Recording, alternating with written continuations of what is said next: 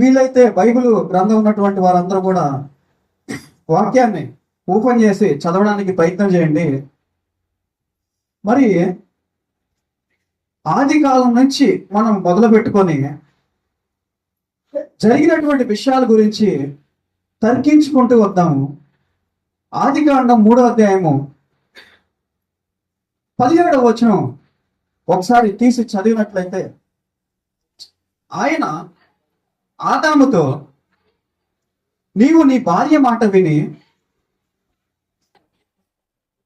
తినవద్దని నేను నీకు ఆజ్ఞాపించినటువంటి వృక్ష ఫలములను నీవు తింటివి గనక నీ నిమిత్తము చాలమ్మా, నీ నిమిత్తము నేల శపించబడి ఉన్నది.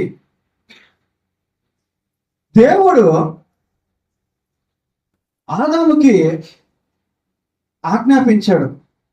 ఏమని ఆజ్ఞాపించాడంటే 2వ అధ్యాయం 17వ వచనం చదివితే దాంట్లో ఉంటది. ఆదికాండం 2వ అధ్యాయం 17వ వచనం. అయితే మంచి చెడుల తెలివినిచ్చు వృక్ష ఫలములను తినకూడదు, నీవు వాటిని తినదినమున నిశ్చయముగా చచ్చదువని నరుడికి ఆజ్ఞాపించావు. ఇక్కడ ఒక చిన్న పాయింట్ మీరు గమనించాలి. తినమున, దాన్ని అండర్లైన్ చేసుకోవాలి. ఏ దినానా? తినమున ఏమైపోతాడంట? చచ్చేదవు. నిజమేనా ఇది? చెప్పాలి, మీరు ఆన్సర్ చెప్తేనే నేను ముందుకెళ్తాను. ఏం చెప్పాడు దేవుడు? నువ్వు ఆ ఫలాన్ని తినమున నిశ్చయముగా చచ్చేదవు. ఎప్పుడు చచ్చిపోతాడు? తిన్న తర్వాత రోజు చచ్చిపోతాడా? చెప్పాలి గట్టిగా. తిన్న 70 సంవత్సరాల తర్వాత చనిపోతాడా? తిన్న 900 సంవత్సరాల తర్వాత చనిపోతాడా? తినమనే చనిపోతాడా? మరి చనిపోయాడు ఆయన, తిన్నాడు కదా. ఆదాము అవ్వ ఆ ఫలములు తినటువంటి దినమున చనిపోయారా? వాళ్ళు చనిపోయారా? చెప్పాలి మీరు సమాధానం. ఆత్మీయంగా చనిపోయారు. మరి సర్పం ఏమంటుంది? మీరు చావనే చావరు, పైపెంచు మీకు దేవతల వలె ఏది మంచి ఏది చెడు తెలుసుకునేటటువంటి జ్ఞానము వస్తుంది. ఇప్పుడు దేవుడు అబద్ధాలు చెప్పాడా? సర్పం అబద్ధాలు చెప్తుందా? ఈ భూలోకంగా కనుక ఆలోచించినట్లయితే, భూ విషయాల గురించి ఆలోచించినట్లయితే సర్పం చెప్పేటటువంటి విషయం నిజమే కదా. దేవుడు అబద్ధాలు చెప్పాడు. ఎందుకు ఇలా చెప్పాడు దేవుడు? పండు తినిన వెంటనే మీరు చనిపోతాడని చెప్పారు, కానీ మనమేమో చనిపోలేదు. సర్పం చెప్పిందే నిజం, సర్పం చెప్పేదే వాస్తవం. మనము జ్ఞానాన్ని పొందుకున్నాము, మరణం రాలేదు మనకి, ఇలా అనిపిస్తూ ఉంటది. ఈ సర్ప జ్ఞానం అనేది భూలోకంలో అప్పటి నుంచి ఇప్పటి వరకు కూడా ఉందండి. ఎప్పటి నుంచి? ఆది కాలం నుంచి. మొదట ఆది కాండంలో చెప్పబడినటువంటి ఈ కాలం నుంచి ప్రస్తుతం కూడా ఈ సర్ప జ్ఞానము మనుషుల చేత బోధించబడుతూ ఉంది. ఈ సర్ప జ్ఞానాన్ని గుర్తుపట్టగలిగేటటువంటి శక్తి ప్రతి క్రైస్తవుడికి, ప్రతి మానవుడికి ఉండాలి. ఈ సర్ప జ్ఞానాన్ని ప్రచురించడానికి పెద్ద పెద్ద ఛానల్స్ పెట్టుకొని ఉన్నారు యూట్యూబ్స్ లో. ఈ సర్ప జ్ఞానాన్ని ప్రచురించడానికి బయట ఒక సమాజమే తయారైంది. మరి ఈ సర్ప జ్ఞానాన్ని గుర్తుపట్టడం ఎలాగా అంటే, ఇదిగో ఇలాంటి పదాలు, అరే నిజమే కదా వీళ్ళు చెప్పేది, అరే నిజమే కదా అనేటటువంటి ఆలోచనని మన హృదయానికి తెప్పించేటటువంటి మాటలు పలికేటటువంటి వ్యక్తులు, సర్ప జ్ఞానాన్ని బోధించేటటువంటి వ్యక్తులు ఈ లోకంలో మనకి ప్రతి క్షణము ఎదురవుతూనే ఉంటారు. ఉదాహరణ కనుక తీసుకున్నట్లయితే, పాపానికి రక్తానికి ఏమన్నా సంబంధం ఉందా? పాపానికి రక్తానికి సంబంధం లేదు. ఎప్పుడో చనిపోయినటువంటి యేసుక్రీస్తు వారు ఇప్పుడు మన పాపాలను ఎలా క్షమిస్తాడు? మీరు ఎలా నమ్ముతున్నారు? మీరు ఎలా వెళ్తున్నారు చర్చికి? మీతో ఏమన్నా చెప్పాడా? చచ్చిపోయిన వాళ్ళు ఎవరన్నా చూసి వచ్చారా పరలోకం ఉందని? నరకాన్ని ఎవరన్నా చూసి వచ్చినటువంటి వ్యక్తులు ఉన్నారా?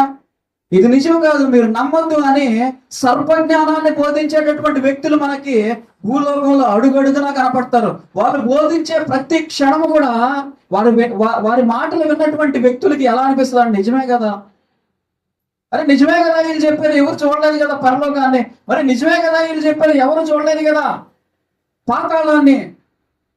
మనిషి పరలోకానికి పోతాడు, పరదేశం పోతాడు అని చెప్తున్నారు, ఎవరో చూసి వచ్చి చెప్పారా మీకు? ఇలా ఉంటాయండి.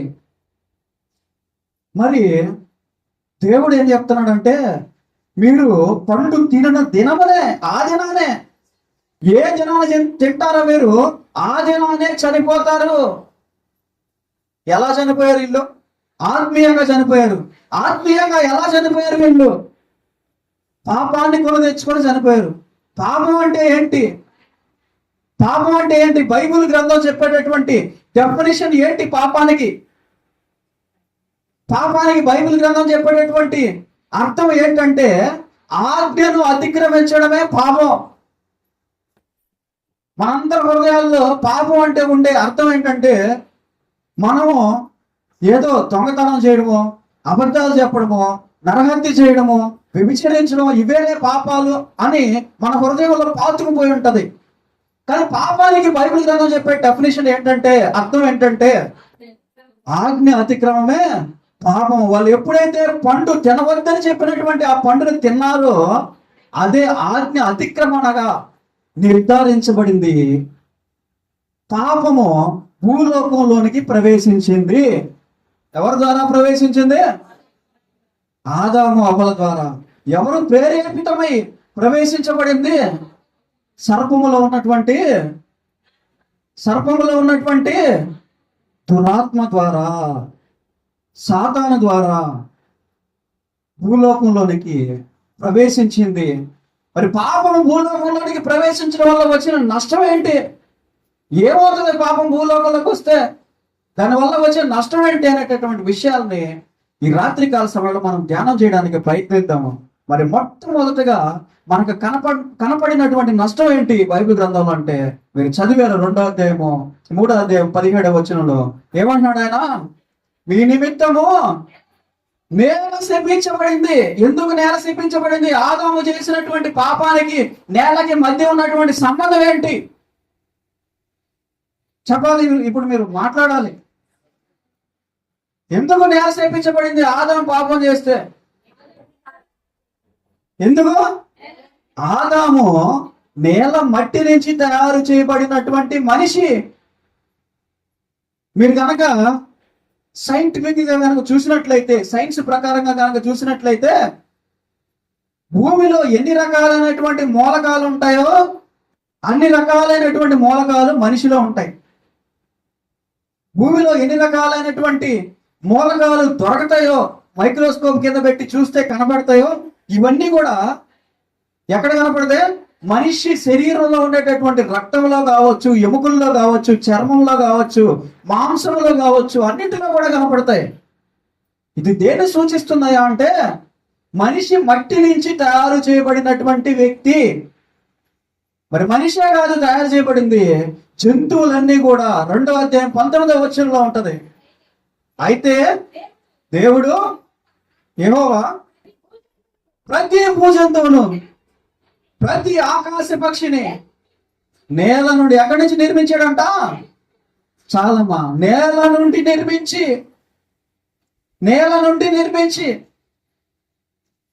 అవి తినలేదు పండు. ఏవి తినలేదు? జంతువులు తినలే పండు.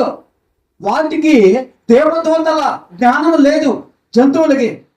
దేవుని యొక్క జ్ఞానము లేదు జంతువులకి.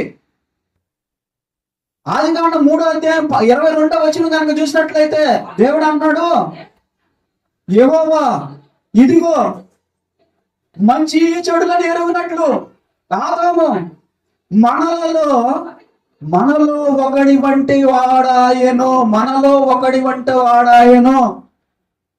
ఏ విషయంలో అయ్యాడు దేవునిలో ఒకని వంటి వాడు?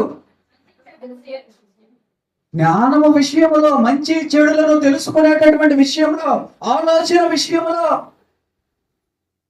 ఆలోచించేటటువంటి విషయంలో దేవుడు ఎలాగైతే ఆలోచిస్తున్నాడో, దేవుడు ఏ గుణ లక్షణాలను అయితే కలిగి ఉన్నాడో ఆ గుణ లక్షణాలు మనిషికి ఆపాదించబడ్డాయి స్వరూపంతో పాటుగా. ఎవరి స్వరూపంలో ఉన్నాడు మనిషి? దేవుడి స్వరూపంలో ఉన్నాడు. దేవుడి గుణ లక్షణాలను కలిగి ఉన్నాడు. దేవుడి గుణ లక్షణాలు ఏంటి? ప్రేమ, దయ, కనికరము, కోపం, చెప్పాలి ఇంకా సమాధానము, ఇంకా పరిశుద్ధత, ఇంకా ఇలా కనుక చూసుకుంటూ పోతూ ఉన్నట్లయితే దేవుడు ఏ లక్షణాలను అయితే కలిగి ఉన్నాడో మనిషి కూడా అదే లక్షణాలను కలిగి ఉన్నాడు. ఇప్పుడు ఏం చేయాలి? దేవుడు ఏం చేయాలి? జంతువుల మీద ఎలాంటి అధికారమును, జంతువుల మీద ఎలాంటి ప్రేమను కలిగి ఉన్నాడో అలాంటి ప్రేమనే మనిషి మీద కూడా కలిగి ఉన్నాడా దేవుడు? కాదు. జంతువుల మీద దేవుడు చూపించేటటువంటి మనిషి మీద దేవుడు చూపించేటటువంటి అవి రెండింటికి కూడా ఏముంది? చాలా తేడా ఉంది. జంతువుల విషయమై దేవుడు బాధపడట్లేదు. జంతువుల విషయమై దేవుడు సంకోచించడం లేదు. మనుషుల విషయమై దేవుడు సంకోచిస్తూ ఉన్నాడు. మరి మనం ఇంకొన్ని కోట్ల సంవత్సరాలు వెనక్కి వెళ్ళి ఆలోచిద్దాం. ఈ విషయాలు జరిగినటువంటి కొన్ని కోట్ల సంవత్సరాల క్రితం ఏం జరిగిందో ఒకసారి చూద్దాం. మనము కొలస్సీయులకు రాసిన పత్రిక 1వ అధ్యాయము 19వ వచనం నుంచి కనుక చూసినట్లయితే చదవండి. ఆయన యందు సర్వ సంపూర్ణత నివసింపవలనని ఆయన ఎవరి రక్తం చేత? శిలువ రక్తము చేత సంధి చేసి ఆయన ద్వారా సమస్తమును భూలోకమందును సర్వలోకమందైనను, భూలోకమందు ఉన్నవి, పరలోకమందు ఉన్నవి, భూమి క్రింద ఉన్నవి మొత్తాన్ని కూడా ఏం చేయాలనుకున్నాడంట? సమాధాన పరుచుకోవాలనుకున్నాడంట. ఎవరి ద్వారా? సమాధాన పరుచుకోవాలనుకుంటున్నాడు? ఎక్కడ పోయింది ఈ సమాధానం? ఎక్కడ లాస్ అయిపోయారు వీళ్ళు? సృష్టికి మధ్య ఉన్నటువంటి సమాధానాన్ని ఎక్కడ కోల్పోయారంటే పాపము అనేటటువంటి విషయం ఎప్పుడైతే భూమి మీదకి వచ్చిందో, పాపము అనేటటువంటి ఒక కొత్త, అప్పుడు వరకు భూమి మీద ఇది లేదు. ఎప్పుడైతే ఇది వచ్చిందో భూమి శపించబడింది. భూమిలో ఉన్నటువంటి అసారవంతమైనటువంటి ఆ శక్తి నశించిపోయింది. సృష్టికి మనిషికి మధ్య ఉన్నటువంటి సంబంధాలు కోల్పోయారు. దేవునికి మనిషికి మధ్య ఉన్నటువంటి సంబంధం పోయింది. పరలోకానికి భూమికి మధ్య ఉన్నటువంటి ఆ సత్సంబంధం మొత్తం కూడా ఏమైపోయింది? తెగిపోయింది. సమాధానాన్ని కోల్పోయారు. ఇప్పుడు ప్రభు అయినటువంటి యేసుక్రీస్తు వారు ఏం చేస్తున్నాడంట?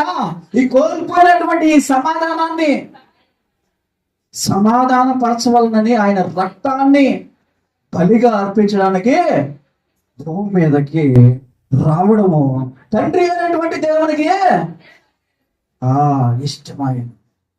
ఎవరయ్యా యేసు ప్రభు అంటే? ఎవరైనా ఈయన ఎందుకు ఎన్నుకున్నాడు? ఈయన రక్తమే ఎందుకు అవసరమైంది భూమి మీద? ఈయన రక్తంలోనే ఎందుకు పాప క్షమాపణ ఉంది? ఈయన రక్తంలోనే ఎందుకు శాపాన్ని మార్పేటటువంటి శక్తి ఉంది? ఏంటి సంబంధం ఈయనకి దేవునికి మధ్య ఉన్నటువంటి సంబంధం ఏంటి? ఎవరు అసలు ఈయన? ఈ విషయాలన్నీ కూడా బైబిల్ గ్రంథం మనకి తెలియజేస్తుంది. ఎవరైనా ఎక్కడి నుంచి వచ్చాడు? ఈయనకి దేవునికి మధ్య ఉన్నటువంటి సంబంధం ఏంటి? ఏం చేయాలనుకుంటున్నాడు ఈయన ద్వారా దేవుడు? ఈ విషయాలన్నీ కూడా మనం తెలుసుకోవాల్సినటువంటి అవసరం ఉంది. యోహాను సువార్త 1వ అధ్యాయం 1వ వచనం కనుక చదివినట్లయితే, ఆది యందు వాక్యం ఉండెను, వాక్యము దేవుని యందు ఉండెను, వాక్యమే దేవుడు ఉండెను, ఆయన యందు, ఆయన ఆది యందు దేవుని యొద్ద ఉండెను, సమస్తమును ఆయన మూలముగా కలిగెను, కలిగి ఉన్నదేది ఆయన లేకుండా కలగలేదు. ఆయనలో జీవం ఉండెను, ఆ జీవం మనుషులకు వెలుగై ఉండెను. ఆ వెలుగు చీకటిలో ప్రవేశించుచున్నది కానీ ఆ దానిని కిందకు వచ్చి చదివినట్లయితే ఆయన ఎలా వచ్చాడంట భూమి మీదకి? ఎలా వచ్చాడు? సంపూర్ణుడుగా వచ్చాడు. కృపా సత్య సంపూర్ణుడుగా భూమి మీదకి వచ్చాడు. ఇక్కడ ఒక విషయం గమనించాలండి, జాగ్రత్తగా నా వైపు చూడండి అందరూ. ఈయన భూమి మీదకి వచ్చిన తర్వాత కృపా సత్య సంపూర్ణుడయ్యాడా? భూమి మీదకి రాకముందే కృపా సత్య సంపూర్ణుడిగా ఉంటి భూమి మీదకి వచ్చాడు? ఇది చెప్పాలి ఆన్సర్ మీరు నాకు. ఈయన రాకముందే సంపూర్ణుడా, వచ్చిన తర్వాత సంపూర్ణుడయ్యాడా? చదవండి 4వ వచనం 5వ వచనం అదే.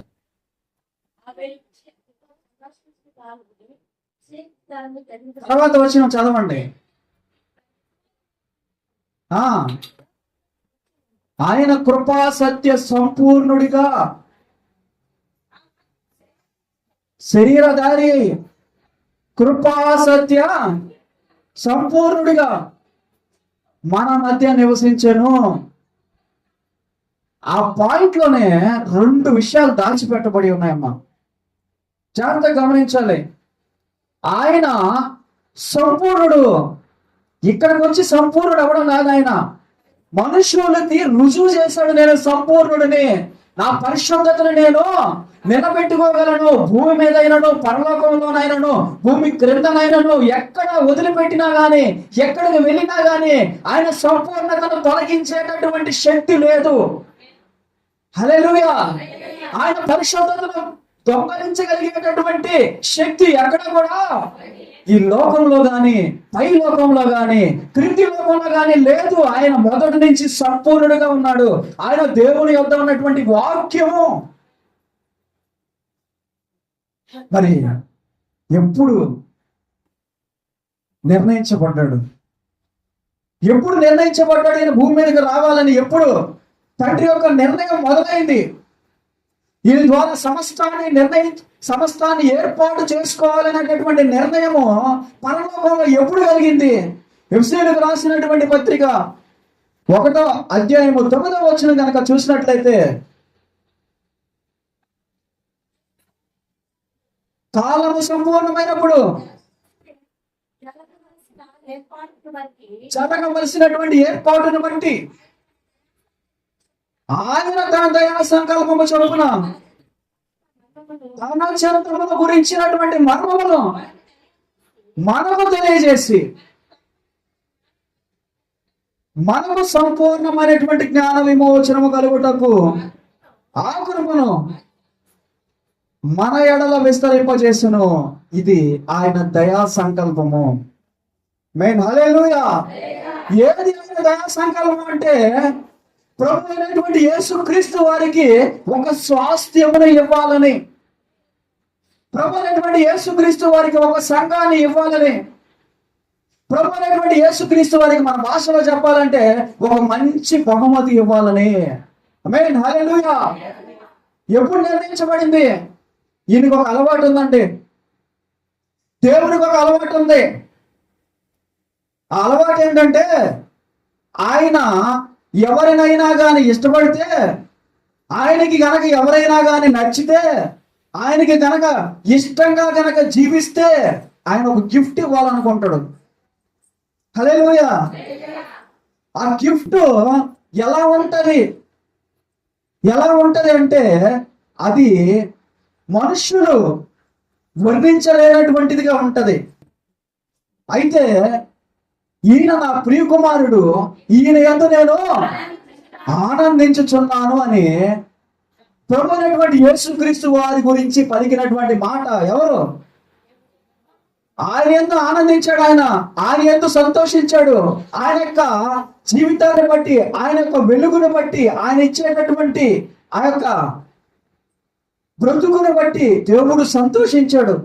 మరి అంతగా సంతోషించినటువంటి దేవుడు ఆయనకు ఒక గిఫ్ట్ ఇవ్వాలనుకున్నాడు, ఒక స్వాస్థ్యాన్ని ఇవ్వాలనుకున్నాడు, ఒక రాజ్యాన్ని ఇవ్వాలనుకున్నాడు. దేవుడే ఇచ్చేటటువంటి గిఫ్ట్ అంటే అది ఎలా ఉంటుందో దేవుడే ఒక బహుమతిని ఇవ్వాలనుకుంటే అది ఎలా ఉంటది? భూలోకంలో కనుక తీసుకున్నట్లయితే ఎలాంటి గిఫ్ట్లు చూస్తాం మనం? పెళ్ళికి పోతా ఉంటాము, లేకపోతే ఒక మంచి ఫంక్షన్ పోతుంటాం అనుకోండి, ఏం ఎత్తుకొని పోతాం గిఫ్ట్లు? గడియారాలు, వాచ్లు, లేకపోతే చైర్లు, చెప్పాలి, రైస్ కుక్కర్లు, ఫ్రిడ్జ్లు, ఇంకా డబ్బులు ఉంటే కూలర్లు, ఇంకా బంగారము, ఇంకా డబ్బులు ఎక్కువ ఉంటే చెప్పాలి, వజ్రాలు, వైడూర్యాలు, ఇలా ఎత్తుకోబోతాం. ఇప్పుడు దేవుడే ఒక బహుమతి ఇవ్వాలనుకున్నాడు. దేవుడు ఒక బహుమతి ఇవ్వాలనుకున్నాడు తన ప్రియ కుమారుడికి. ఎలా ఉండాలి అది? బంగారం ఇస్తే ఎలా ఉంటుంది? బంగారం ఇస్తే ఎలా ఉంటుంది? తక్కువైపోతుంది. వజ్రాలు ఇస్తే తక్కువైపోతాయి. మరి ప్రపంచంలో ఉండేటటువంటి ఏది ఇచ్చినా కూడా కొలవలేము, అస్సలు కొలవలేము. చేసినటువంటి త్యాగానికి ప్రపంచంలో ఉండేటటువంటి ఏది కూడా తక్కువైపోతుంది. మరి ఏమివ్వాలి? ప్రపంచాన్ని మించినటువంటిది ఇవ్వాలి, ప్రపంచంలో దొరకంది ఇవ్వాలి. పరలోకంలో దేవదూతల ఆశ్చర్యాన్ని గురి చేసేటటువంటి ఒక శాస్త్యాన్ని, ఒక బహుమతిని ఇవ్వాలనుకున్నాడు. ఏదిస్తే నా కుమారుడు సంతోషపడతాడు, ఏదిస్తే నా కుమారుడు ఆనందపడతాడు. ఏది విశ్వంలో, భూమి మీద కాదు, విశ్వంలోనే విలువైనటువంటిది ఏది? విశ్వంలో ఖ్యాతి పొందినటువంటి బహుమతి ఏదైనా ఆలోచించాడు. ఒక సంకల్పాన్ని నిర్ణయించాడు, ఒక ప్రణాళికను రాశాడు, ఒక స్క్రిప్ట్ రాశాడు. ఇలా జరగాలి, ఇలా జరిగిన తర్వాత ఆయనే దాన్ని పొందుకోగలిగేటటువంటి బహుమతి నాలది. ఆమేన్, హల్లెలూయా. మరి ఆ బహుమతి ఏంటంటే పరిశుద్ధుల యొక్క స్వాస్థ్యము. సంఘాన్ని బహుమతిగా ఇవ్వాలనుకున్నాడు, పరిశుద్ధుల యొక్క ఆత్మని బహుమతిగా ఇవ్వాలనుకున్నాడు. ఒక శరీరాన్ని, పటిష్టమైనటువంటి శరీరాన్ని, ఆత్మలతో తయారైనటువంటి శరీరాన్ని ఏమన్నాడు? సంఘం ఆయన యొక్క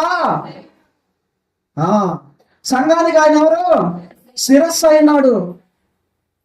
మరి పరలోకంలో ఇలాంటి బహుమతులు ఎప్పుడైనా ఇచ్చాడు ఆయన ఎవరికైనా అని చూసినట్లయితే, యెహెజ్కేలు గ్రంథం ఒకసారి ఓపెన్ చేసి చూసినట్లయితే 28వ అధ్యాయం 16వ వచనంలో చిన్న మాట రాసి పెట్టబడి ఉంటది. అయితే నీకు కలిగిన విస్తారమైన వర్తకముల చేత లోపల నీవు అన్యాయము పెంచుకొని పాపము చేయుచు వచ్చింది కనుక దేవుని పర్వతము మీద నీవు ఉండకుండానే నిన్ను అపవిత్ర పరిస్థితిని. చాలమ్మా, ప్రభువైనటువంటి యేసుక్రీస్తు వారు భూమి మీద రావడానికి ముందు ఒక విషయం జరిగింది పరలోకంలో. ఈ విషయం ఏంటంటే, కెరూబులు ఎవరైతే ఉన్నారో వాళ్ళల్లో ఒక వ్యక్తిని తీసుకొని తండ్రి అయినటువంటి దేవుడు ఆయనని అభిషేకించి, ఈయన యందు నేను ఆనందించుచున్నాను, ఈయనలో నేను యథార్థతను చూశాను, సత్యమును చూశాను, ఈ వ్యక్తిని ఇక్కడ ఉన్నటువంటి దేవదూతలకి ఒక అంటగా ఏర్పాటు చేస్తున్నానని చెప్పేసి ఆయనకు ఒక సింహాసనాన్ని ఇచ్చి, ఆయనను ప్రేమించి రకరకాలైనటువంటి కిరీటాలతో, రకరకాలైనటువంటి వజ్రాలతో ఏవైతే భూమి మీద గొప్పగానే చెప్పబడతాయో వాటన్నిటి చేత ఆయనని సంతృప్తి పరిచి అలంకరించి ఆయనలో ఆనందపడుతూ వచ్చాడు. ఎవరు చెప్పాలి, విన్నారా మీరు? ఎవరో సంతోషపడుతూ వచ్చారు. ఈ కెరూబు యందు తండ్రి అయినటువంటి దేవుడు ఆనందిస్తూ వచ్చాడు. చెప్పాను కదా, ఈయనకి ఎవరినైనా కనుక ప్రేమిస్తే ఒక అలవాటు ఉంది. ఏంటంటే అలవాటు, ఒక మంచి గిఫ్ట్ ఇస్తాడు, ఒక బహుమతి ఇస్తాడు. ఈయన కూడా ఒక బహుమతి ఇచ్చాడు. ఆ బహుమతి ఏంటంటే, కొంతమంది పిల్లను గోవులు ఊదేటటువంటి వారు ఆయన యొద్దన పెట్టాడు. ఎవరి యొద్దన? ఈ కెరూబు యొద్దన పెట్టాడు. దేనికి పెట్టాడంటే, విశ్వంలో విలువైనటువంటి గిఫ్ట్ ఏంటంటే ఆత్మల స్వాస్థ్యం. ఆరాధించే వాళ్ళే విశ్వంలో విలువైనటువంటి గిఫ్ట్.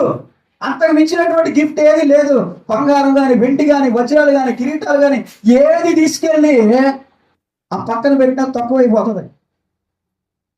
అందుకని ఈ మంచి గిఫ్ట్ ఇచ్చాడు.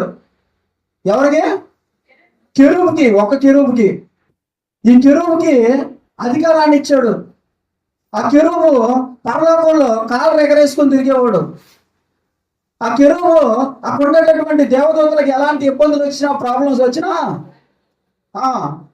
మీరు అనుకుంటూ ఉంటారు పరలోకంలో ఎలాంటి గొడవలు ఉండవు, ఎలాంటి తగులు ఉండవు, ఎలాంటి ఇబ్బందులు ఉండవు అనుకుంటారు కదా. అలాంటిది ఏమి ఉండదు. ఈ కెరూబు వాళ్ళందరికి మధ్య జరిగేటటువంటి ప్రాబ్లమ్స్ అన్ని తీర్చడానికి ఒక అంటగా పెంచాడంట వాళ్ళ మధ్య. ఇన్ని ఎవరిని? కెరూబుని. ఈయన ఏం చేశాడంటే పని ఎక్కువైపోయింది. రోజు 1 గంట కష్టపడేవాడు, 2 గంటలు, 3 గంటలు, 4 గంటలు విస్తారమైన వ్యాపారం అయిపోయింది ఆయనకి. జనాలు ఎక్కువైపోయారు, పిల్లలు ఊదే వాళ్ళు ఎక్కువైపోయారు, డబ్బులు కొట్టే వాళ్ళు ఎక్కువైపోయారు, డబ్బులు కొట్టే వాళ్ళు ఎక్కువైపోయారు, అడ్డు చెప్పే వాళ్ళు ఎవరు లేరు. సకలము ఆయన పాదాల కింద జరిగిపోతా ఉంది. వెంటనే ఏం జరిగిందంటే న్యాయాన్ని వదిలేసాడు. దేని వదిలేశాడు? న్యాయమైనటువంటి విధానాన్ని వదిలేసి ఆయనే రాసుకుంటున్నాడు. కొత్తవి ఆయనే రాసుకుంటున్నాడు. ఆయనకి ఇష్టం వచ్చినట్టు చేసుకోవడం మొదలు పెట్టాడు. తద్వారా ఆయనలో ఏం పుట్టిందంట? ఆజ్ఞ అతిక్రమణ, తద్వారా పాపము కానీ కనపడితే పరలోకంలో వెంటనే ఏం చేస్తాడు దేవుడు? అంతే, తోసేసాడు. ఇక్కడ నేను ఈ విషయాన్ని మీకు ఎందుకు చెప్తున్నానంటే, కెరూబుకి ఒక గిఫ్ట్ ఇచ్చాడు కదా, పిల్లల గోవులు ఊదేటటువంటి వారిని కూడా పెట్టాడు. అంటే ఆరాధించేటటువంటి వారిని ఒక స్వాస్థ్యాన్ని ఇచ్చాడు. అలాగే ఈయనకి గిఫ్ట్ అలవాటు అనమాట. ఇష్టమైనటువంటి వాళ్ళకి ఈయన నా ప్రియకుమారుడు, ఈయన ఏదో నేను ఆనందించుచున్నాను, ఈయనకి కూడా నేను ఇవ్వాలి. ఏమి ఇవ్వాలి? పరలోకంలో దేవదూతలు ఆశ్చర్యపడేటట్టు, భూమి మీద ఉండేటటువంటి ప్రజలు ఆశ్చర్యపడేటట్టు, భూమి క్రింద పాతాళంలో ఉండేటటువంటి వారు ఆహా అనుకునేటట్టుగా ఈయన్ని హెచ్చించాలి. ఆయన కుడి పార్శ్వమున కూర్చోబెట్టి ఒక రాజ్యాన్ని పరిపాలించేటటువంటి రాజుగా మార్చాలి. ఆయన రాజ్యానికి అంతమండకూడదు. శివము కలిగినటువంటి దేవునిగా, దేవుని ప్రియకుమారునిగా ఆయనని చూడాలని అనుకున్నాడు. ఎవరు? తండ్రి అయినటువంటి దేవుడు. మరి ఆ సంకల్పాన్ని నిర్ణయించాలంటే, ఆ సంకల్పాన్ని జరిపించాలంటే కొంతమంది కావాలి. కొంతమంది దీనికి పాటుపడాలి, కొంతమంది ప్రాణ త్యాగం చేయాలి, కొంతమంది వాళ్ళ యొక్క ప్రాణాన్ని అర్పించి ఈయనకి పాట వేయాలి. ఆ క్రమంలోనే భూమి మీదకి వచ్చినటువంటి వ్యక్తి ఎవరంటే యోహాను గారు. యోహాను సువార్త 1వ అధ్యాయము 11, 12 వచనాలు కిందకి కనుక చదువుకుంటూ కనుక వస్తే, అక్కడ మీరు ఇంటికి వెళ్ళి చదవండి, నేను రెఫరెన్స్లు ఇస్తున్నాను. సమయం లేదు కాబట్టి ఇంకా చాలా రెఫరెన్స్లు ఉన్నాయి నేను మాట్లాడేసినవి. 1వ అధ్యాయం మొత్తం కనుక మీరు గమనించినట్లయితే యోహాను గారు అక్కడ ఉన్నటువంటి యూదుల ఎదురు తేబడినప్పుడు ఆయన ఒక ప్రశ్న అడుగుతున్నారు. ఎవరు నువ్వు? ఏలియావా? ఎవరు నువ్వు? మోషేవా? ఎవరు నువ్వు? ప్రవక్తవా? ఎవరు నువ్వు? క్రీస్తువా అని అడిగినప్పుడు యోహాను గారు ఏం చెప్తున్నారంటే, నేను అరణ్యములో కేకలు వేచున్నటువంటి ఒక శబ్దాన్ని. ఎవరు చెప్పిన మాట ఇది? యెషయా గారు ప్రవచించినటువంటి మాట. మీరు గుర్తుపట్టడానికి నేను ఎవరో తెలుసుకోవాలనుకుంటున్నారా? మీరు నా ఉనికి ఏంటో తెలుసుకోవాలనుకుంటున్నారా? నేను ఎక్కడి నుంచి వచ్చినటువంటి వాటిలో తెలుసుకోవాలనుకుంటున్నారా? క్రీస్తు యొక్క త్రోవలను సరళము చేయడానికి పంపబడినటువంటి ఒక ఆత్మనే భూమి మీదకి శరీరాన్ని దాల్చుకొని వచ్చాను. ఆయనకు నేను త్రోవను సరళము చేయడానికి వచ్చాను. ఇక్కడ కనుక గమనించినట్లయితే యోహాను గారికి ఆయన పుట్టిన తర్వాత ఎవరూ చెప్పలేదు, నువ్వు పరలోకం నుంచి దేవుని రాకడ గురించి, దేవుని యొక్క రాజ్యము గురించి ప్రవచించడానికి వచ్చినటువంటి వ్యక్తివి నువ్వు అని వాళ్ళ తల్లి కానీ, వాళ్ళ తండ్రి కానీ, సమాజంలో ఉన్నటువంటి వ్యక్తులు కానీ ఎవరు కూడా ఆయనకి చెప్పలేదు. ఆయనకి ఆయన హృదయంలో నుంచి వచ్చినటువంటి బయలుపరచబడినటువంటి దైవ సందేశము, దైవ ఆత్మానుసారంగా ప్రవర్తిస్తున్నాడు. ఎలా తెలిసింది ఆయనకి పరలోకంలో నుంచి పంపబడినటువంటి వ్యక్తి అని?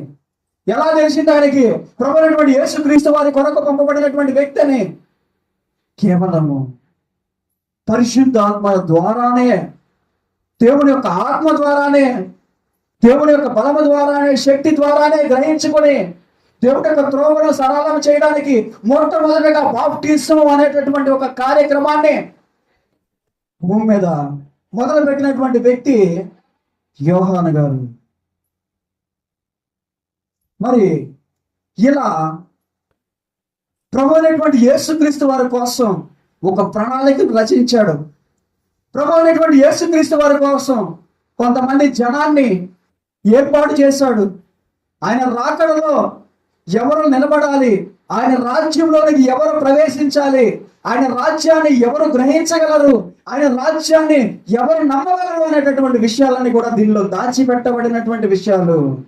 నీ తల్లి గర్భములో నీవు నిరూపించబడక మునిపే నేను నిన్ను ఎలా ఎరిగి ఉన్నాడు, ఎప్పుడు ఎరిగి ఉన్నాడు, ఎప్పుడు తెలుసు నీకు నీ యొక్క పరిస్థితి ఆయనకి అంటే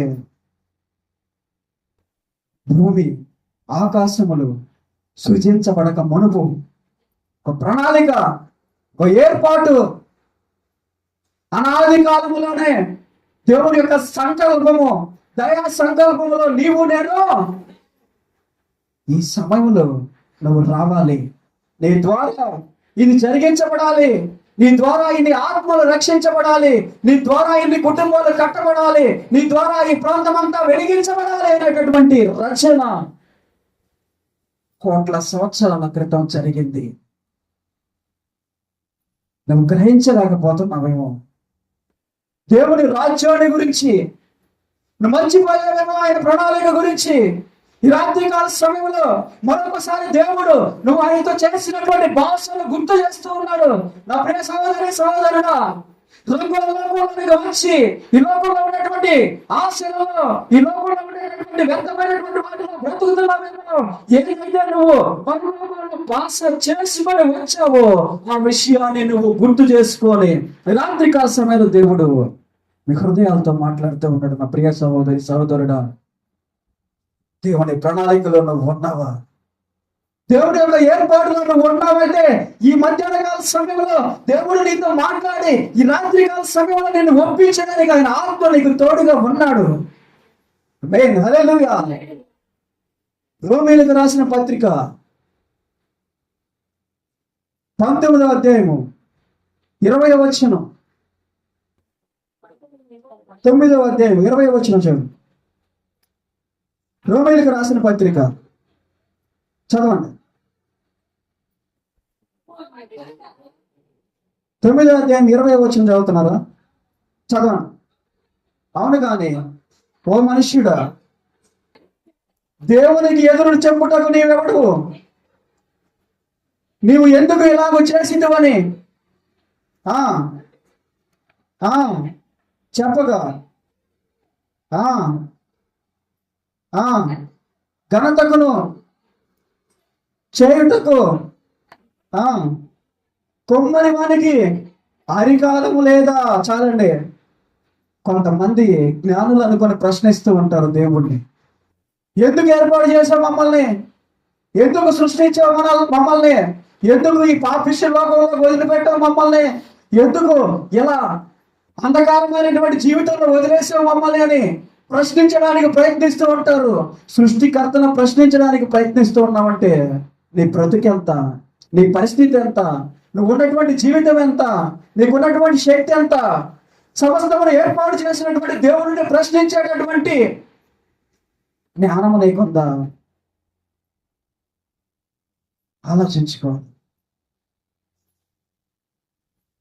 ఆలోచించుకోవాలి మనం. హెబ్రీయులకు రాసిన పత్రిక 12వ అధ్యాయం 22-23 వచనాలు.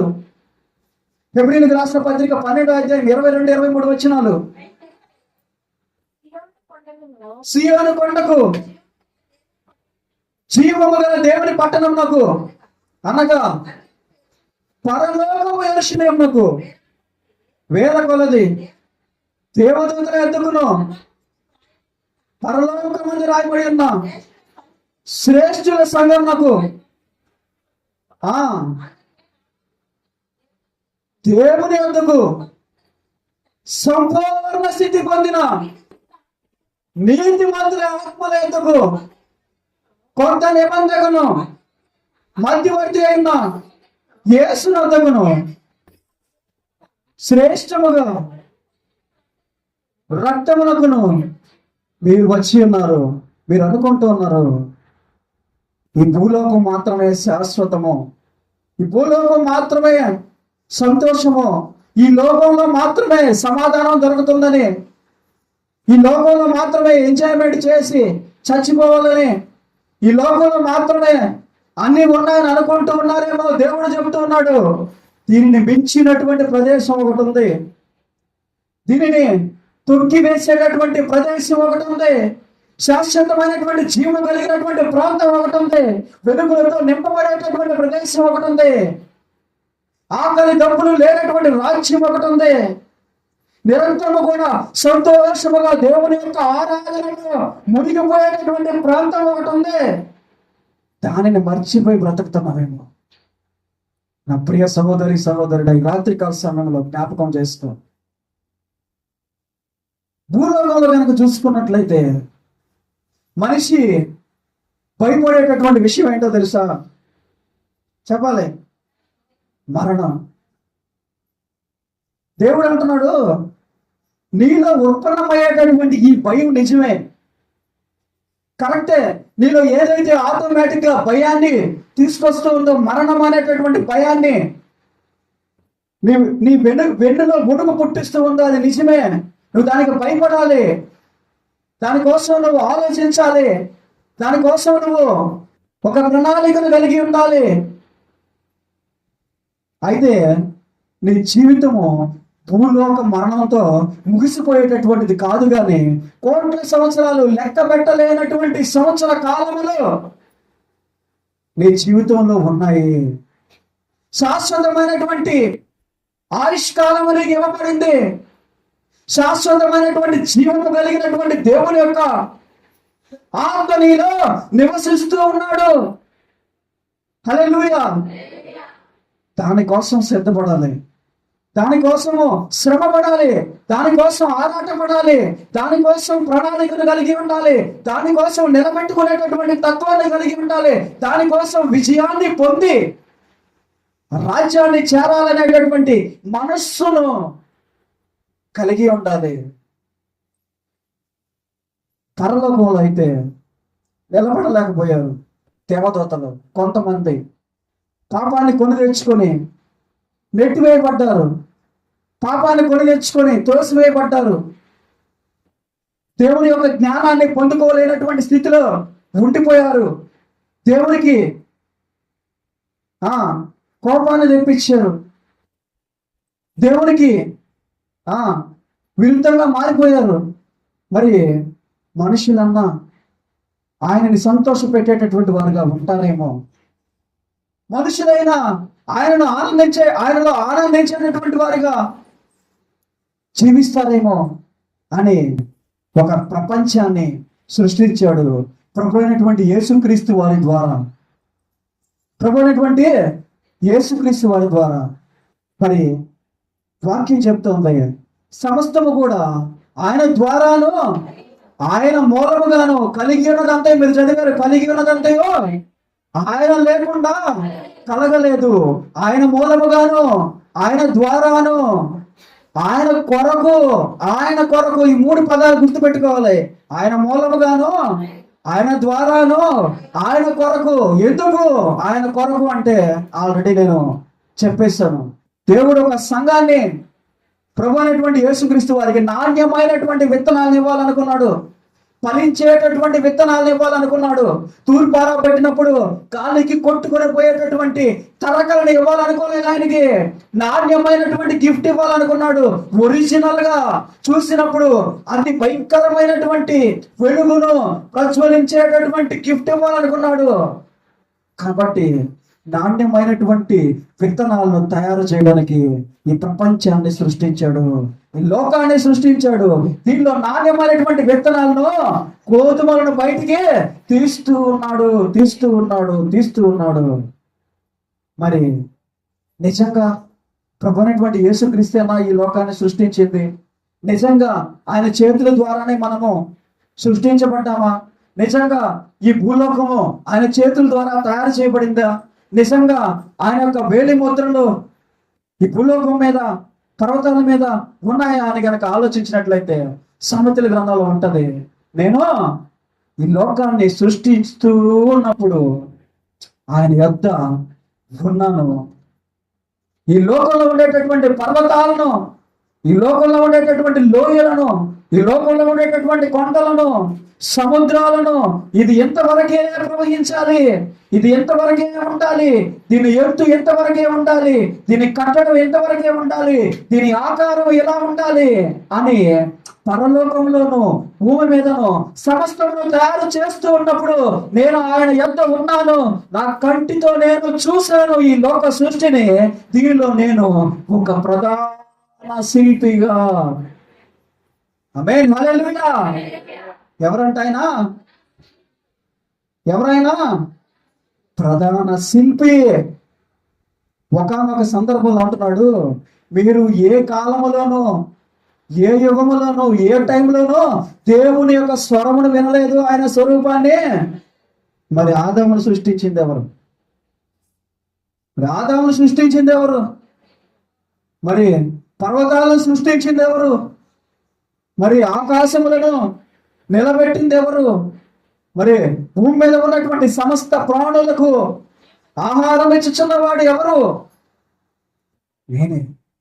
మోషేతో నడిచినటువంటి దూత పగలు మేఘ స్తంభంగాను, రాత్రి అగ్ని స్తంభంగాను వారిని నడిపించినటువంటి యెహోవా దూత ఎవరు? ప్రభు అయినటువంటి యేసుక్రీస్తు. నేను అబ్రహాము కంటే ముందున్నటువంటి దేవుడును. ఎవరంట? యూదులు అడుగుచూ ఉంటే ఏమన్నాడు? నేను అబ్రహాము కంటే ముందున్నటువంటి వాడును. వాళ్ళు ఆశ్చర్యానికి గురించి వస్తా ఉన్నారు. ముగించుకున్నాం, సమయం కంప్లీట్ అయిపోవస్తా ఉంది. 5-10 నిమిషాల్లో ముగించుకున్నాం. నేను అబ్రహాము కంటే ముందున్నటువంటి దేవుడు అంటే వాళ్ళు ఇలా తిరిగి చూసి, నీకు 40-50 సంవత్సరములు కూడా లేవే, నీకు 40-50 సంవత్సరములు కూడా లేవే, నువ్వు అబ్రహాము కంటే ముందు పుట్టావా? నువ్వు అబ్రహాము కంటే ముందు పుట్టావా? ఎప్పుడో 100 సంవత్సరాల క్రితం చనిపోయినటువంటి అబ్రహాం ఎక్కడ? 40 సంవత్సరాలు కూడా గట్టిగా నెట్టినటువంటి నీవెక్కడ? రాళ్ళు తీసుకున్నాను. మరొక విషయాన్ని తెలియజేశాడు. అబ్రహాము నన్ను చూడాలని ఆశపడ్డాడు. అబ్రహాము నన్ను చూడాలని ఎంతో కుతూహలంగా, నువ్వు కనపడేయా ఒకసారన్నా, నేను నిన్ను చూడాలయ్యా, నీ స్వరూపం ఎలా ఉంటుందో, నేను నీతో డైరెక్ట్ గా మాట్లాడాలయ్యా, ఒకసారి నేను నీతో నడవాలయ్యా ఆశపడ్డాడు అబ్రహాము. అయితే ఒకానొక దినాన నన్ను చూసి సంతోషపడ్డాడు. ఆమేన్, హల్లెలూయా. ఎవరు చెప్పిన మాటలు ఇవి? ప్రభు అయినటువంటి యేసుక్రీస్తు వారు యూదులకు చెప్పినటువంటి మాటలు. కన్ఫ్యూజ్ అవ్వకూడదు మీరు. ప్రభు అయినటువంటి యేసుక్రీస్తు వారు యూదులకు చెప్పిన మాటలు ఇవి. మీ అబ్రహాము నన్ను చూడాలనుకున్నాడు అంటగానే వాళ్ళు ఏమన్నారు? అబ్రహాం ఎప్పుడు చచ్చిపోయాడు? నువ్వు నిన్నగా మొన్న పుట్టావు, 30 సంవత్సరాలు కూడా 40 సంవత్సరాలు కూడా లేవు నీకు. నువ్వు అబ్రహాంతో ఉన్నావా? అబ్రహాం కంటే ముందున్నావా? ఈ విషయమే కాదు, ఇంకొక విషయం కూడా చెప్తాను నీకు, మైండ్ బద్దలైపోయే విషయం. అదేంటో తెలుసా? అబ్రహాం నన్ను చూడాలనుకున్నాడు, నన్ను ఒకనొక దినాన్ని చూసి సంతోషపడ్డాడు అంటగానే మొత్తం యూదులంతా రాళ్ళు తీసుకున్నారు. బైబిల్ గ్రంథాన్ని చదువుతూ వస్తే వాక్యము మన హృదయానికి ట్రాన్స్ఫర్ అవుతా వస్తుంది.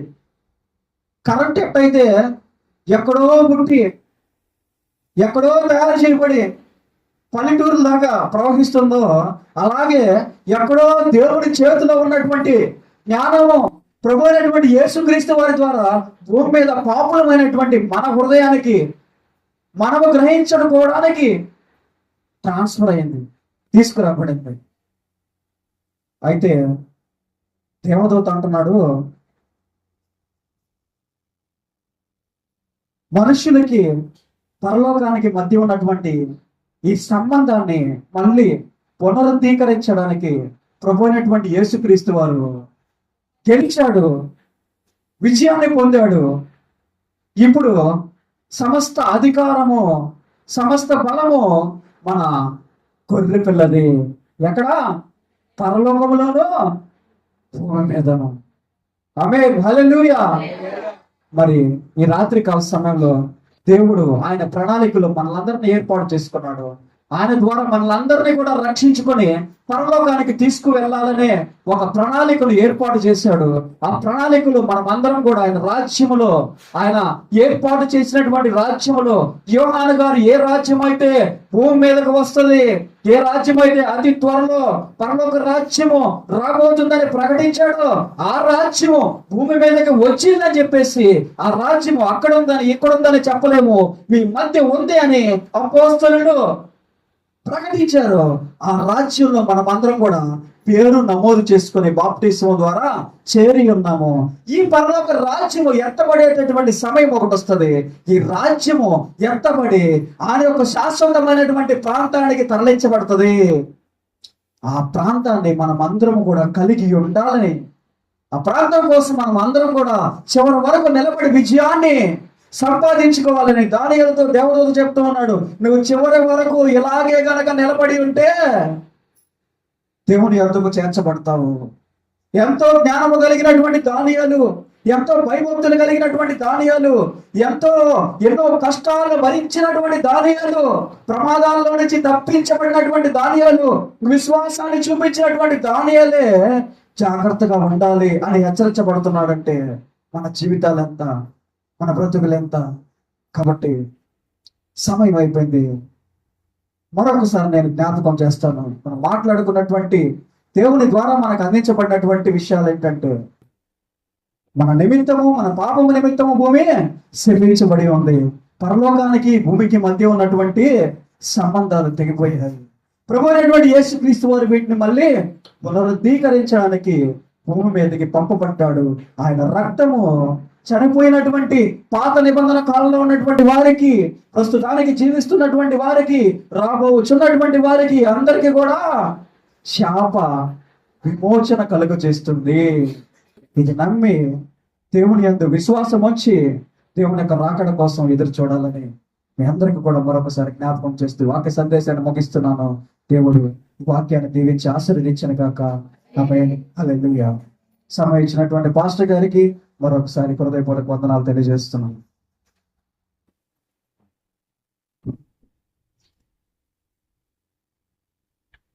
దేవునికి స్తోత్రం కలుగును గాక. హల్లెలూయా. మరి శ్రేష్టమైన మాటలు అందించారు. దేవుడు ఆదామును భూమికి తీసుకొచ్చారు. వారు చేసిన పాపమును బట్టి భూమి శపించబడింది. భూమి నుంచి తీయబడిన మనమందరం శపించబడ్డాం. అయితే దేవునితో తెగిపోయిన ఈ సంబంధాన్ని తిరిగి మరలా పునరుద్ధరించడానికి ఆ దేవుడే మానవుడిగా పుట్టి మనందరి కొరకు ఆయన సిలువలో సరిపోయి ఇద్దరు ఉభయులను, అనగా పరలోకాన్ని భూలోకంలో ఉన్న పరిశుద్ధులను కలపడానికి ఆయన మానవుడిగా దిగివచ్చి బలియాగమయ్యాడు. ఈ ఈ ఇటువంటి సమయాన్ని మనం జారవిడుచుకోకుండా దూరమైన మనము మరల దేవునికి దగ్గర అవడానికి, మన అతిక్రమముల వల్ల, మన పాపముల వల్ల మనము సచ్చిన వారు ఉండగా క్రీస్తు తన కృప చేత మనల్ని మరల దగ్గరికి చేర్చుకున్నాడు. ఇది గొప్ప ఒక అనుభవం. కాబట్టి గమనిస్తే చాలు, నేను దేవునికి దూరం అవుతున్నాను, నా అలవాట్ల వల్ల, నా వ్యసనాల వల్ల, నా ఆలోచన వల్ల, నేను చేస్తున్న మాటల వల్ల, ప్రవర్తన వల్ల నేను దూరం అవుతున్నాను అని గమనిస్తే చాలు. అది గమనించిన వాడు ఏం చేస్తాడు అని అంటే వెంటనే దేవునికి కనెక్ట్ అవుతాడు. దేవునితో ఎప్పుడైతే కనెక్ట్ అవుతాడో దేవుడు కూడా నీకు వెంటనే ఆయన అందుబాటులోకి వచ్చేస్తాడు. ఆయన అందుబాటులోకి వచ్చి వెంటనే నిన్ను చేపట్టి లేపి నేను నీతిమంతురాలుగా, నన్ను నీతిమంతుడుగా దేవుడు చేస్తాడు. అయితే అది గమనించలేక దేవునికి ఇంకనూ మనము దూరంగా ఉన్నాం. బైబిల్ చెప్తుంది, నేను చేతులు చాపి పిలుస్తున్నాను, నేను చేతులు చాపి మిమ్మల్ని పిలుస్తున్నాను, ఎవడైనాను నా స్వరం విని తలుపు తీస్తే నేను వాళ్ళకి రావాలనుకుంటున్నాను. కాబట్టి ఇది అనుకూల సమయం, ఇదే రక్షణ దినం. కాబట్టి దేవా, ఆనాడు ఆదాము చేసిన తప్పు మాలో కూడా ఇప్పుడు కూడా ఉంది. మేము నీకు దూరం అవుతున్నాం, నీకు దగ్గర అవ్వాలనుకుంటున్నాం ప్రభా, మమ్మల్ని క్షమించండి, మా నోటిని మీరు రక్తం చేత కడగండి, మా ప్రవర్తనను పరిశుద్ధపరచండి అని మనల్ని మనము దేవునికి అప్పగించుకుందాం. ఉన్న పాటున్న స్థలంలో అందరం కూడా మోకరించగలిగితే మనం ప్రార్థన చేసుకుందాం. ఆదాము ఆనాడు అనవసరంగా దేవుని మాట మేరడమును బట్టి పాపం చేశాడు. అతడు మట్టి నుండి తీయబడ్డాడు కనుక నేల శపించబడిందన్న ఒక గొప్ప సత్యాన్ని దేవుడు తన దేవ సేవకుడి ద్వారా మనకు తెలియపరిచాడు. తిరిగి మరలా ఆయనతో మనం సమాధానం పడాలని యేసు ప్రభువు వారిని లోకానికి పంపించాడు. ఆయనకి సమస్తమును ఆయన ద్వారానే జరిగింది. ఆయన వచ్చి మన కొరకు బలయ్యాడు. ఈ విషయాలన్నీ దైవజనులు మనకు వివరించారు కనుక మనందరం అలాగే మోకరించి ప్రార్థన చేసుకుందాం. మోషే పాస్టర్ గారు ప్రార్థన చేస్తారు, మనందరము ఏకీభవిద్దాం.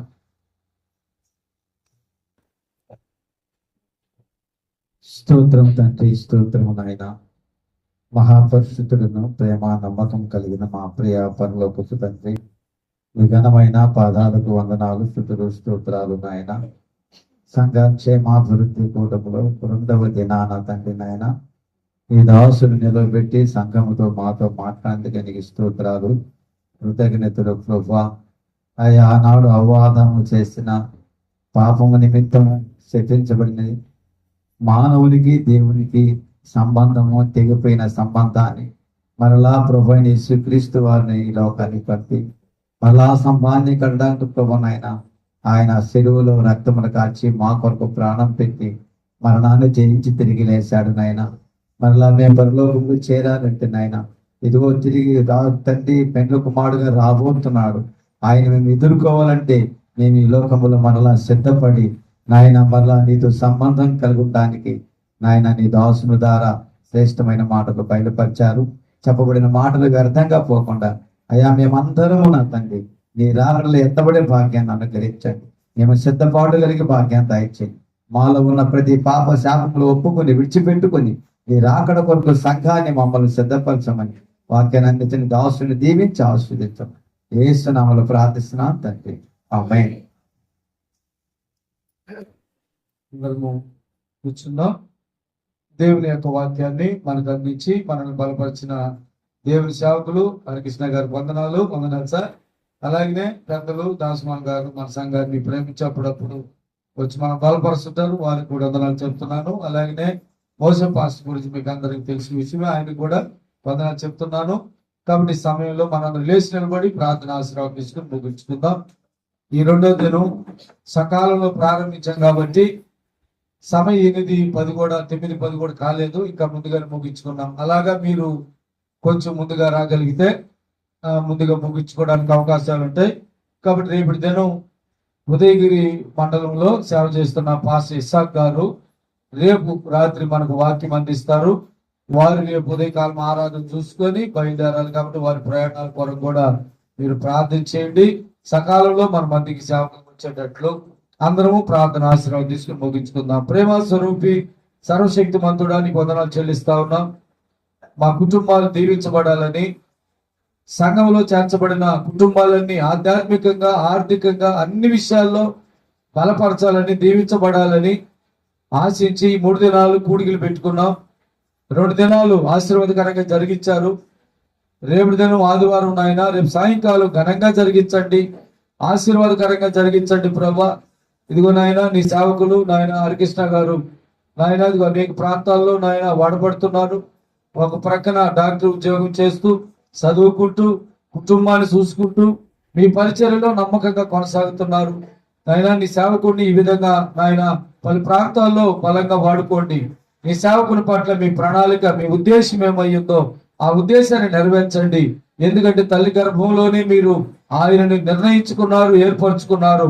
ఆ అనాది ప్రణాళిక నాయన మీరు నెరవేర్చుకుంటున్నందుకు స్తోత్రాలు. ఇంకా బలమైన పాత్రగా వాడుకొని మహిమ తెచ్చుకోమని కోరుతున్నామయ్యా. ఆయనకి ఇచ్చిన భార్యను బిడ్డల్ని దీవించండి ప్రభా. వారికి ఇచ్చిన అన్నదమ్ములను నాయన దీవించండి, కుటుంబాన్ని దీవించండి, ఆశీర్వదించండి. వాహనంలో వెళ్తున్నప్పుడు వస్తున్నప్పుడు మీరే తోడయుండి కాచి కాపాడమని కోరుతున్నామయ్యా. రేపటి దినం నాయన అదిగో విశాఖ పాస్టర్ గారు మా మధ్యకి రాబోతున్నారు. వారి ప్రయాణములన్నింటిలో కూడా ఇమ్మానుయేలు దేవుడిగా ఉండి క్షేమంగా మా మధ్యకి తీసుకొని రండి. ఆయన సంఘ క్షేమాభివృద్ధి కూడికల్లో రేపటిదను ఘనంగా జరిగినట్లు సహాయం చేయండి. మమ్మల్ని అందరూ కూడా ఐక్యపరచండి. మీ నామానికి మహిమ తెచ్చుకోండి. తిరిగి మా గృహాలకి మేము సమాధానంగా వెళ్ళుటకు సహాయం చేసి కృప చూపించి దీవించమని మమ్మల్ని మేము తగ్గించుకుంటూ మీ నామాన్ని హెచ్చిస్తూ యేసు నామములో అడిగి వేడుకొంచున్నాము తండ్రి. నా ప్రాణమా యెహోవాను స్తుతించుము, నా ప్రాణమా యెహోవాను స్తుతించుము, ఆయన చేసిన ఉపకారములలో దేనిని మరొకము. నా ప్రాణమా యెహోవాను స్తుతించుము. ఆమేన్. తండ్రి అయిన దేవుని ప్రేమ, ప్రభు అయిన యేసుక్రీస్తు కృప, పరిశుద్ధాత్మ దేవుని సహవాసం ఇప్పుడు ఎల్లప్పుడు సదాకాలము వాక్యం అందించిన దైవ సేవకులు హరికృష్ణ గారికి, పెద్దలైన దాస్మా గారికి, మోసే పాస్టర్ గారికి, కూడి ఉన్న మనకు సకల పరిశుద్ధులకు దేవుని తోడైండి కాపాడి నడిపించును గాక. ఆమేన్, ఆమేన్, ఆమేన్. మీకు అందరికి వందనాలు. రేపు ఉదయం కాలం ముందు ఆరాధన 8 గంటలకి మనకి యథా ప్రకారం ఉంటుంది కనుక మిమ్మల్ని అందరూ కూడా ప్రేమతో ఆహ్వానిస్తున్నాం. మీకు అందరికి వందనాలు.